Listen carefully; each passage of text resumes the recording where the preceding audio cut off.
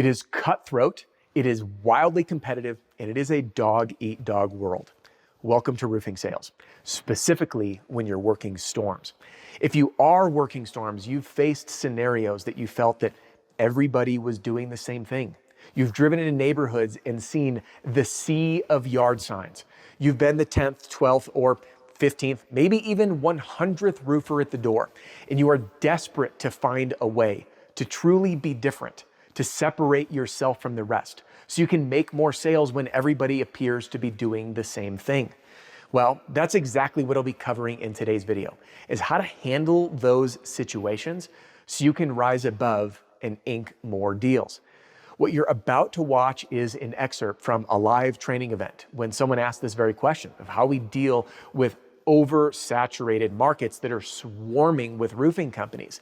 And in this video, I'll share a story and then tactical advice to help you stand apart from the competition. But you might be looking for an even more competitive advantage. And for that, you need an endorsement. So instead of you saying, we're better, we're different, you have someone else do it for you. And it works best when that someone else is someone that looks trustworthy because they are in the eyes of a homeowner, like someone who's been on Fox News, ABC, NBC, CBS, and USA Today. And that someone, for you, might be the Roofing and Solar Reform Alliance. So if you want to become one of us, you can click the link in the description to learn more or set up your private tour. But without further ado, let's jump into this video to give you some tactical advice in the field, whether you're a member or not. Now, let's get started.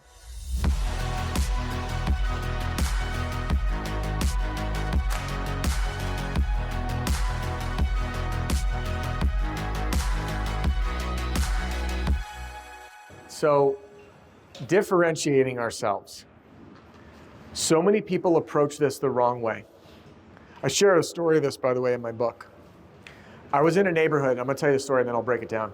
I drove into this neighborhood once because I was late on a storm. Neighborhood was really saturated. So then I pulled in and I'm like, too many yard signs, left, went to the next neighborhood. People kicked me out. You're the 15th roofer here. You're the 100th roofer here. Went to the next neighborhood because every next neighborhood, the grass was going to be greener there. You know what I mean? Like, I'll find it. And then it wasn't. And then it wasn't. And then it wasn't. And then before you know it, I burned like 3 hours driving around in circles looking for, you know, the homeowner who had their insurance policy hanging out their pocket, waiting for me. And I just never found him. So what I did is I just started to cherry pick where there were viable opportunities, meaning no yard sign yet. And I see this, it was brand new construction. And I pulled in their driveway. It was a really long driveway. And I got out of the truck and I go to greet the guy. And he's walking up to me and I was just bracing for getting rejected. And he's like, gave me that kind of hurry up and talk thing, like, what's up? And I was like, hey man, listen, I was just in the neighborhood and I couldn't help but notice you guys hadn't chosen a roofer yet. Where are you guys at in the process? And I just acknowledged it because there was no yard sign. And he goes, oh, you know, it was new construction. I don't really think we have anything, but hop up and take a look. And I was like, holy crap. And then I ended up making $5,000 on that commission. So the other thing, one, the grass is not always greener in the next neighborhood. Two, everybody's competing. And three, there's a formula for why homeowners make a decision. And I call this the new feeling economy. And the feeling economy is a formula of two things: comparison and emotion. And I'm going to explain those. We live in a world where an influencer, when they're about to start crying, will grab their phone and film themselves. Have you guys seen this?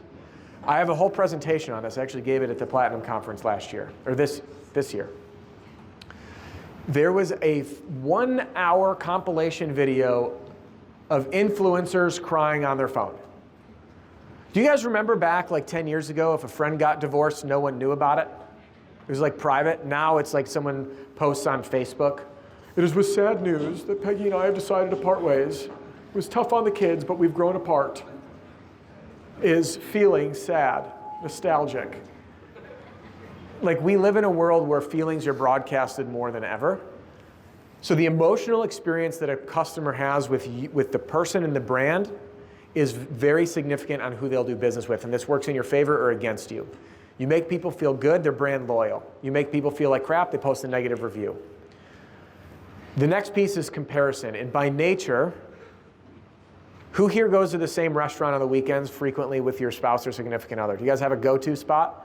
And do you guys get the same thing each time? Because that's what we do. It's like, I go to that restaurant for the thing. But every now and again, they'll have a special where you're like, ooh, I'm feeling bold and brave. We're switching it up today. I'm going to try something new. And then when you do, you order it, and your significant other or spouse turns and says, honey, how's the dish? How do you respond? I wish I got the other one. Not as good as what I normally get. We do not objectively answer that question. We don't say it's good. We compare it to what the standard is of what we always get. Humans by nature compare things. Who here has been guilty of comparing your current significant other to your crazy ex? Yeah, okay? Or the new hire salesman to the delusional guy you had to fire, okay?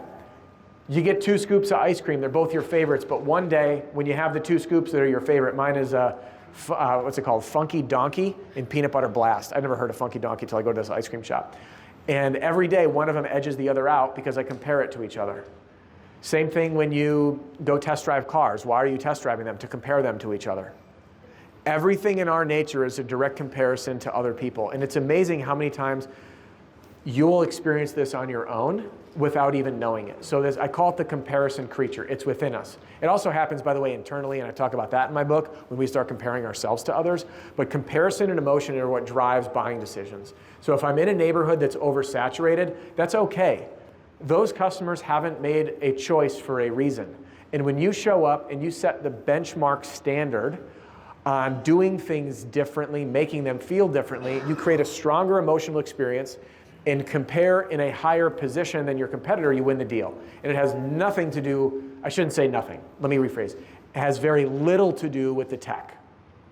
What it has mostly to do is the experience you give people, which is why I had you guys vote with your own dollars on Roofer 1 versus Roofer 2 on that scenario. And you guys chose Roofer 2 who didn't even do a presentation, even though Roofer 1 had all the latest tools and technology.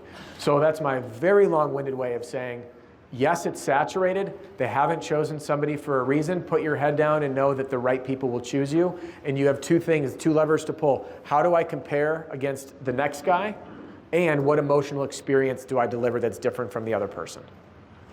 Because most people are showing up offering a free inspection, and there's a bullseye on the homeowner's back, and they just want the money in their pocket.